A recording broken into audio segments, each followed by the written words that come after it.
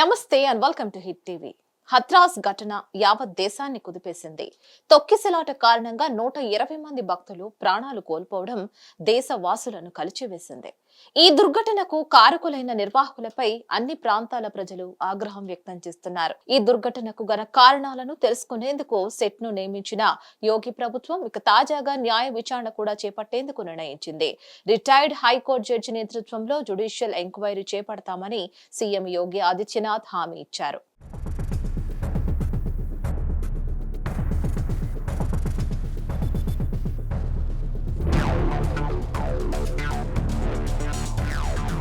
ఉత్తరప్రదేశ్ లో జరిగిన ఓ ఆధ్యాత్మిక కార్యక్రమం పెను విషాదంగా మారింది. మృతుల సంఖ్య 121కి చేరింది. క్షతగాత్రులు వివిధ ఆసుపత్రుల్లో చికిత్స పొందుతున్నారు. రాష్ట్రానికి చెందిన రాజకీయ ప్రముఖులు క్షతగాత్రులను పరిశీలిస్తున్నారు, పరామర్శిస్తున్నారు, ధైర్యాన్ని నూరిపోస్తున్నారు, మెరుగైన వైద్యం అందించాలని వైద్యులకు సూచిస్తున్నారు. మరోవైపు హత్రాస్ విషాదానికి కారణమైన నిందితులపై కఠిన చర్యలు తీసుకుంటామని కూడా పోలీసు అధికారులు తేల్చి చెప్పారు. భారతీయ న్యాయ సంహిత ప్రకారం నిర్వాహకులపై ఇప్పటికే ఎఫ్ఐఆర్ నమోదైంది. అందులో బోలే బాబా సన్నిహితుడితో పాటు మరికొంతమంది అనుచరుల పేర్లు కూడా ఉన్నాయి. హత్రాస్ ఘటనలో బాధితుల కుటుంబాలకు అండగా ఉంటామని ముఖ్యమంత్రి యోగి ఆదిత్యనాథ్ హామీ ఇచ్చారు. చనిపోయిన కుటుంబాల్లోని పిల్లలందరినీ ముఖ్యమంత్రి బాల సేవా యోజన కింద చదివిస్తామని సీఎం హామీ ఇచ్చారు. అదే విధంగా వారందరికీ ఆర్థిక ఇబ్బందులు లేకుండా స్కాలర్షిప్ వచ్చే ఏర్పాటు కూడా చేస్తామని కూడా యోగి తెలిపారు.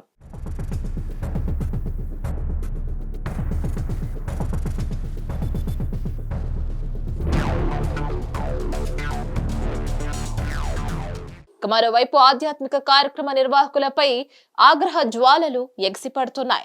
దుర్ఘటన గురించి వివరాలు సేకరించిన మాజీ ముఖ్యమంత్రి అఖిలేష్ యాదవ్ ప్రభుత్వ తీరుపై మండిపడ్డారు. మరణానికి కారకులైన బాబాను అరెస్టు చేయాలని మీరు భావిస్తున్నారని ఓ విలేకరి అడిగిన ప్రశ్నకు అఖిలేష్ యాదవ్ తనదైన శైలిలో సమాధానమిచ్చారు. రాష్ట్రంలో 2 బాబాలున్నారని మీరు ఎవరి గురించి మాట్లాడుతున్నారని విలేకరిని ఎదురు ప్రశ్నించారు. मैं कहता हूँ किस बाबा की गिरफ्तारी कराएं बताओ तुम। 2 बाबा हैं वहाँ।